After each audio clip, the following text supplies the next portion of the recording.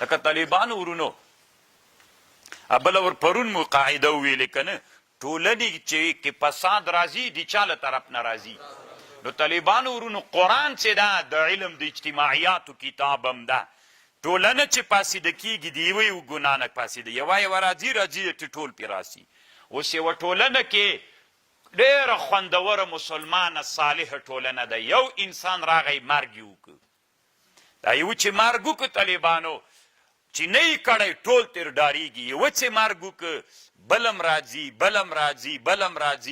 راځي ټولنه طالبانو د مرګ له لحاظه نو طالبانو من قتل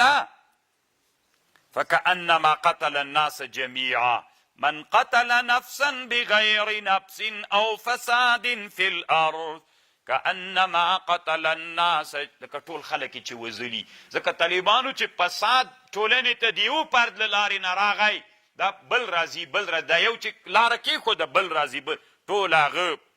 ټولنه فاسده ګرځېږي نو ځکه وایي كأنما قتل الناس جميعا د دې نه وروسته چې ټولو خلکو مرګونه وکړل هغه سړي ته ځکه هغه خلک راتیز کړل پې باندې لکه قابل چې انسانان مړه کړل حابل مړ که نو دا ټول حدیث کې هم راځي د ټول انسانان تر ورځ د قیامته چې خلک مرګونه کوي د دې ګناه قابل ته ده ومن احیاها که چا یو څوک ژوندی که فكأنما احیا الناس جميعا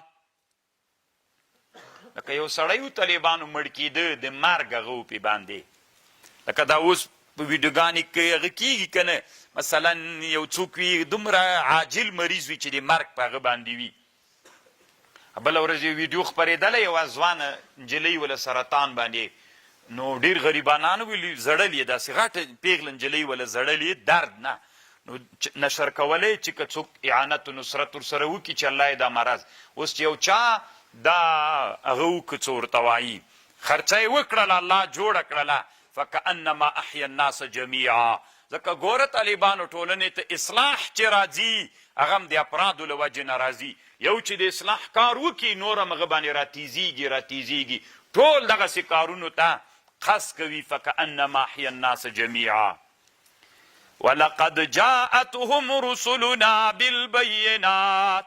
راغی دوی ته رسولان دی مونږ بالبينات په معجزو ثم ان كثيرا منهم بعد ذلك في الارض لمسرفون پس لدینا ډیر لدوینا بعد ذلك پس لدغه حکم نه چې الله ورته کړی لمسرفون دوی اسراف کوونکي ول په قتل کې الله ورته ویلي مو چې قتل مه کوئ دوی وکړه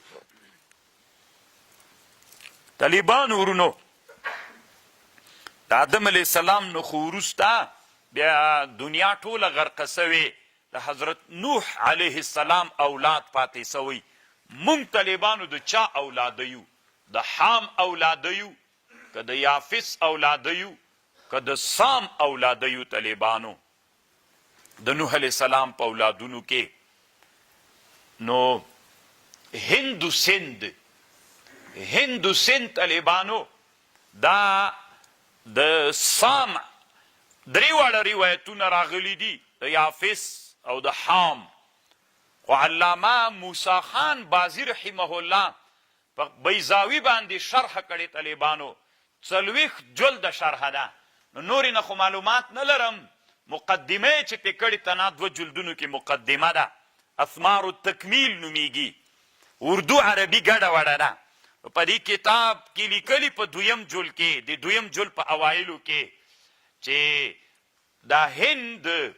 او دا د مونږ سرحدي سیمې د هند دا ټول طالبانو د حضرت سام اولاده یو او بیا یې 12 وجوهات دې ذکر کړي دي انشاءالله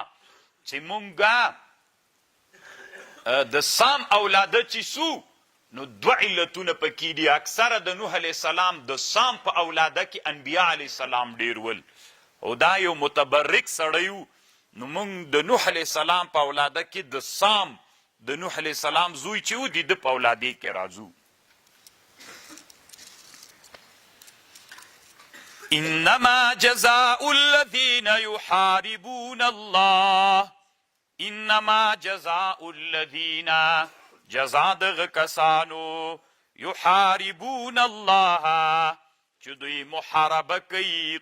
د الله او د رسول سره، ويسعون في الارض فساد، سعی کوي په مځکه کې د فساد. څه جزا یې ده؟ ان یقتلوا، او دی وزل سی، که چیرته دوی د قطع طریقو سړی وزلی و، را زولند کړل سی، یعنی که قطع طریقو لاره نیولې وه سړی وزلی و، نو بیا تاسې ته اختیار ده وزنه یې، او که وزنه یې بیا په دار باندې را زوړندوئ، نو دواړه درته جایز دي. یا یې له اول نه په دار را زوړندوئ، اعدام یې کوي. او تقطع ایدیهم وارجلهم من خلاف، که قطع طریقو ته ناغلا کړې وه نو بیا یې لاسو پښې پرې کوي، ښی لاس و چپه پښه. او ینفو من الارض، یې وسړی له مځکې نه. ذلک لهم خزي، دا د دوی دپاره ذلت ته په دنیا کې.